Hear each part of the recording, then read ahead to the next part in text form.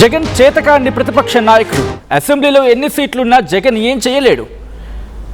11 సీట్లున్నా 50 సీట్లున్నా ప్రతిపక్ష నాయకుడిగా జగన్ పనికిరాడు. ఇది విజయసాయిరెడ్డి చేసిన సంచలన వ్యాఖ్యలు. దానికి సంబంధించిన బిగ్ బ్రేకింగ్ న్యూస్ చూస్తున్నారు. మాజీ ఎంపీ విజయసాయిరెడ్డి సంచలన వ్యాఖ్యలు చేశారు. జగన్ చేతకాని ప్రతిపక్ష నాయకుడు అంటూ చెప్పుకొచ్చారు విజయసాయిరెడ్డి.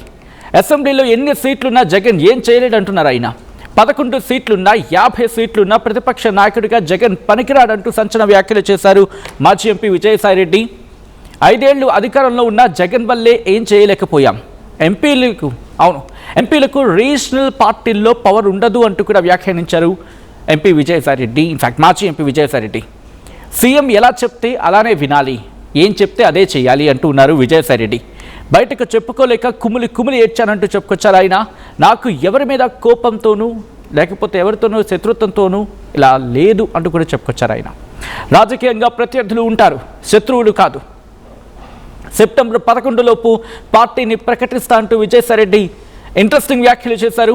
కొద్దిసేపటి క్రితం మరణించిన ఏఈ ఆ కుటుంబానికి అక్కడికి వెళ్ళారు. అంటే ఆ కుటుంబాన్ని పరామర్శించారు.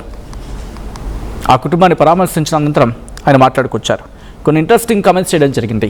మాజీ ఎంపీ విజయసాయిరెడ్డి సంచలన వ్యాఖ్యలు చేశారు. జగన్ చేతకాని ప్రతిపక్ష నాయకుడు అంటూ చెప్పుకొచ్చారు.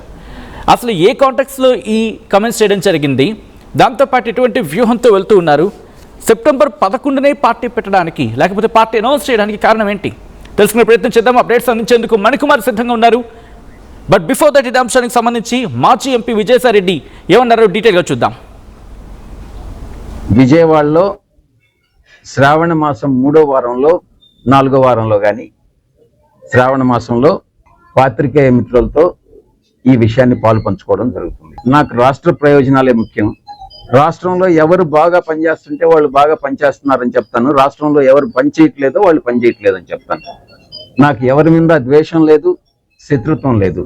రాజకీయాల్లో ఒకటే గుర్తుపెట్టుకోవాలి, రాజకీయంగా ప్రత్యర్థులు ఉంటారేమో కానీ రాజకీయంగా శత్రువులు అనేటటువంటి వాళ్ళు ఉండరు.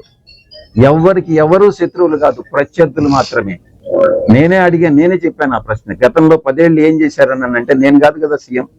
గతంలో 10 ఏళ్ళు ఎవరు సీఎంగా ఉన్నారో వాళ్ళని మీరు ప్రశ్నించండి, వాళ్ళ దగ్గర నుంచి జవాబులు సేకరించండి. అంటే నేను ఒక ఎంపీగా ఉన్నాను, ఇప్పుడు ఉండేటటువంటి ఎంపీలకు కూడా అదే రకంగా మిమ్మల్ని మీరు ప్రశ్నిస్తారా? ఎంపీలకు ఎంతవరకు పవర్ ఉంటుంది?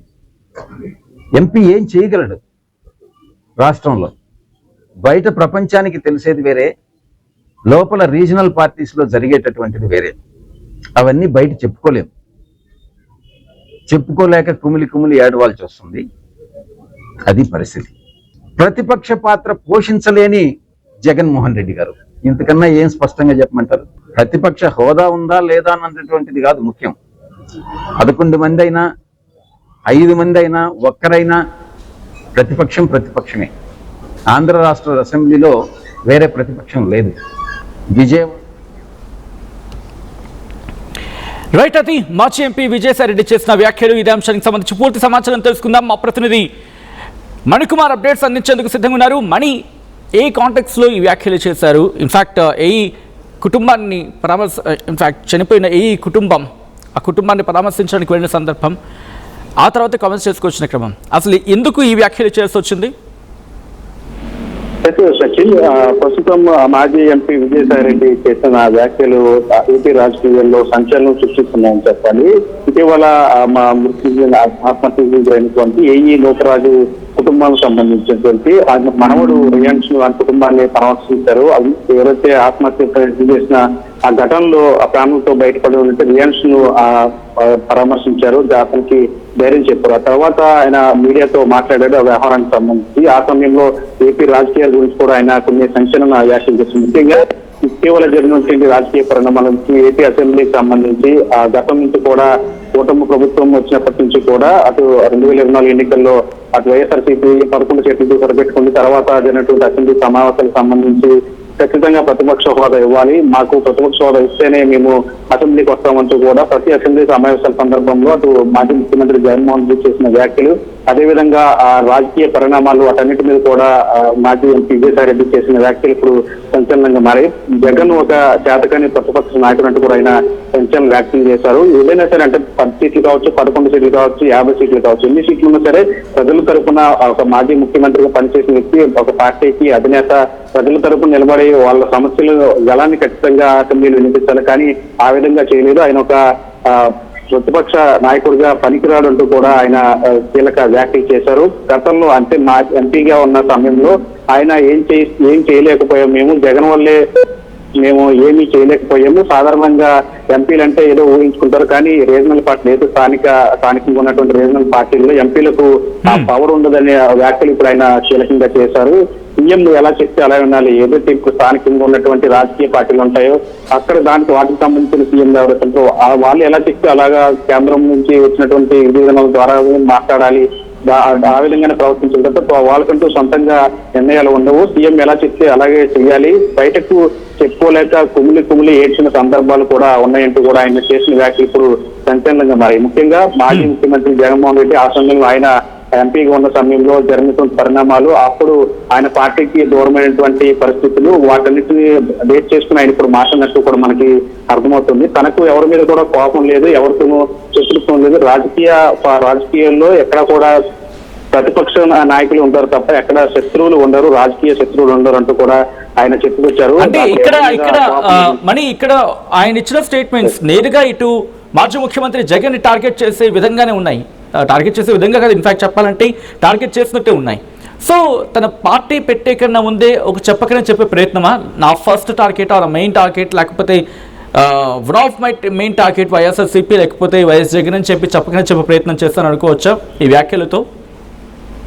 ఖచ్చితంగా ఆ విధంగానే భావించాల్సి ఉంటుంది. ఎందుకంటే వైఎస్ఆర్సీపీ పార్టీలో ఆయన ఎంపీగా ఉన్నప్పుడు ఆయన మా పార్టీ నుంచి బయటకు వచ్చిన సందర్భాలు, అప్పుడు జరిగినటువంటి రాజకీయ పరిణామాలు అవన్నీ కూడా మనం చూసాము. ఆ సమయంలో ఆయన చేసినట్టు వ్యాఖ్యలు బయటకు వచ్చిన తర్వాత కూడా ఆ పార్టీ మీద కావచ్చు మాజీ ముఖ్యమంత్రి జగన్ మీద కావచ్చు ఆయన పలు సందర్భాల్లో కూడా కొన్ని కీలక వ్యాఖ్యలు చేశారు. ఆ సమయంలో ఆయన చేసిన వ్యాఖ్యలు వాటన్ని కూడా అప్పుడు జగన్ టార్గెట్ గానే చేసినట్లు కూడా అప్పుడు మనం అర్థం చేసుకున్నాం. ఇప్పుడు కూడా ఆ విధంగానే అంటే ముఖ్యంగా మాజీ ముఖ్యమంత్రి వైఎస్ జగన్మోహన్ రెడ్డిని టార్గెట్ కానీ ఈ వ్యాఖ్యలు చేసినట్టు కూడా మనకి స్పష్టంగా అర్థమవుతూ ఉంది.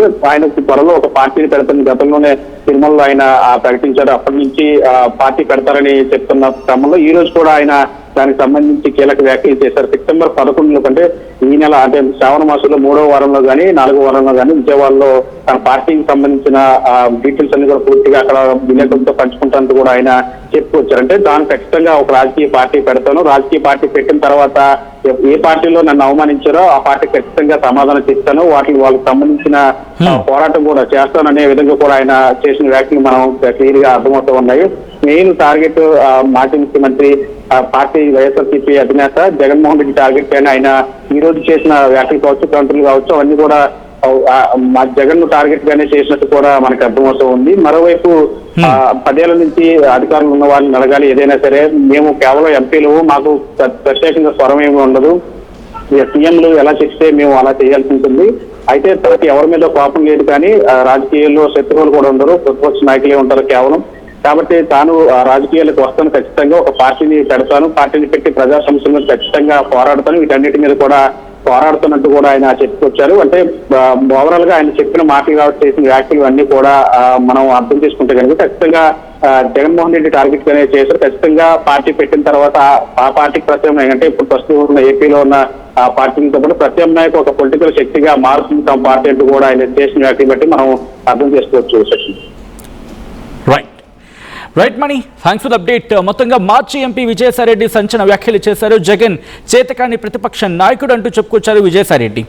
అండ్ వీటితో పాటు అసెంబ్లీలో ఎన్ని సీట్లున్నా జగన్ ఏం చేయలేడు అంటూ కొన్ని ఇంట్రెస్టింగ్ కామెంట్స్ చేశారు. ఇంతకీ విజయసాయిరెడ్డి ఏమన్నారు, ఎటువంటి స్టేట్మెంట్స్ని పాస్ చేశారు ఆయన, ఇప్పుడు చూద్దాం. వస్తుంది విజయవాడలో శ్రావణ మాసం 3వ వారంలో 4వ వారంలో కానీ శ్రావణ మాసంలో పాత్రికేయ మిత్రులతో ఈ విషయాన్ని పాలు పంచుకోవడం జరుగుతుంది. నాకు రాష్ట్ర ప్రయోజనాలే ముఖ్యం. రాష్ట్రంలో ఎవరు బాగా పనిచేస్తుంటే వాళ్ళు బాగా పనిచేస్తున్నారని చెప్తాను, రాష్ట్రంలో ఎవరు పనిచేయట్లేదో వాళ్ళు పనిచేయట్లేదని చెప్తాను. నాకు ఎవరి మీద ద్వేషం లేదు, శత్రుత్వం లేదు. రాజకీయాల్లో ఒకటే గుర్తుపెట్టుకోవాలి, రాజకీయంగా ప్రత్యర్థులు ఉంటారేమో కానీ రాజకీయంగా శత్రువులు అనేటటువంటి వాళ్ళు ఉండరు. ఎవరికి ఎవరు శత్రువులు కాదు, ప్రత్యర్థులు మాత్రమే. నేనే చెప్పాను ఆ ప్రశ్న. గతంలో 10 ఏళ్ళు ఏం చేశారని అంటే, నేను కాదు కదా సీఎం. గతంలో 10 ఏళ్ళు ఎవరు సీఎంగా ఉన్నారో వాళ్ళని మీరు ప్రశ్నించండి, వాళ్ళ దగ్గర నుంచి జవాబులు సేకరించండి. అంటే నేను ఒక ఎంపీగా ఉన్నాను, ఇప్పుడు ఉండేటటువంటి ఎంపీలకు కూడా అదే రకంగా మిమ్మల్ని మీరు ప్రశ్నిస్తారా? ఎంపీలకు ఎంతవరకు పవర్ ఉంటుంది? ఎంపీ ఏం చేయగలడు రాష్ట్రంలో? బయట ప్రపంచానికి తెలిసేది వేరే, లోపల రీజనల్ పార్టీస్లో జరిగేటటువంటిది వేరే. అవన్నీ బయట చెప్పుకోలేక కుమిలి ఏడవాల్సి వస్తుంది. అది పరిస్థితి. ప్రతిపక్ష పాత్ర పోషించలేని జగన్మోహన్ రెడ్డి గారు, ఇంతకన్నా ఏం స్పష్టంగా చెప్పమంటారు? ప్రతిపక్ష హోదా ఉందా లేదా అన్నటువంటిది కాదు ముఖ్యం. 11 మంది అయినా 5 మంది అయినా ఒక్కరైనా ప్రతిపక్షమే. ఆంధ్ర రాష్ట్ర అసెంబ్లీలో వేరే ప్రతిపక్షం లేదు. Vijay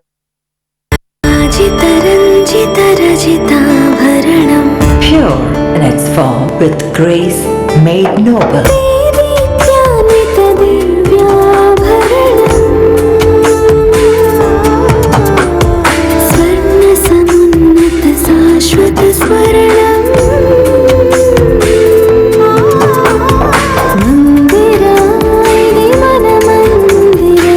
Mandira Premium Silver Jewelry by Manipali. Tournament కి ముందు పెయింట్ ఎలా చేస్తాం?